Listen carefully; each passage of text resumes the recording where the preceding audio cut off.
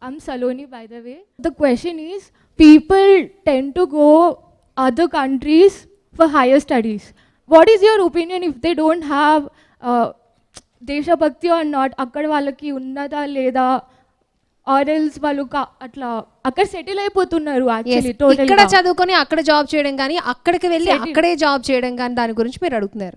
Okay sir, ఇది ఒక నిజానికి మనందరికీ ఉన్న ఒక మిత్ అండి, ఒక భ్రమ, ఒక మిథ్య.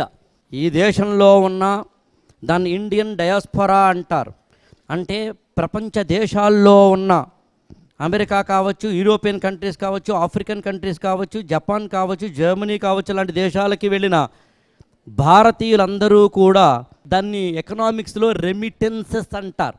అందుని ఇండియన్ సాయిల్కి, ఇండియన్ ఎకానమీకి కాంట్రిబ్యూట్ చేస్తారు.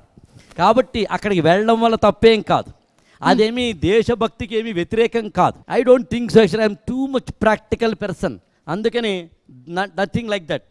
కాకపోతే ఏంటంటే ఈ దేశంలో కనుక మనం ఉంటే మనం అన్ని కాంట్రిబ్యూషన్స్ ఇక్కడే చేస్తాం.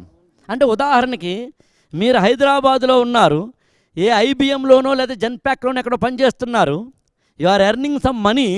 అంటే మీరు కొనే ప్రోడక్ట్స్ కానీ, మీరు చూసే సినిమా కానీ, మీరు చేసే ప్రతి ఒక్క పనికి సంబంధించిన ఎకనామిక్ యాక్టివిటీ హైదరాబాద్లోనే ఉంటుంది. కాబట్టి ఆ సైకిల్లో అందరికీ లాభం అవుతుంది. అదే మీరు అమెరికాలో ఉన్నట్లయితే అక్కడ లోకల్ వాడికి లాభం అవుతుంది. అది మినహాయిస్తే తప్ప ఇతర దేశాలకు వెళ్తే తప్పేం కాదు.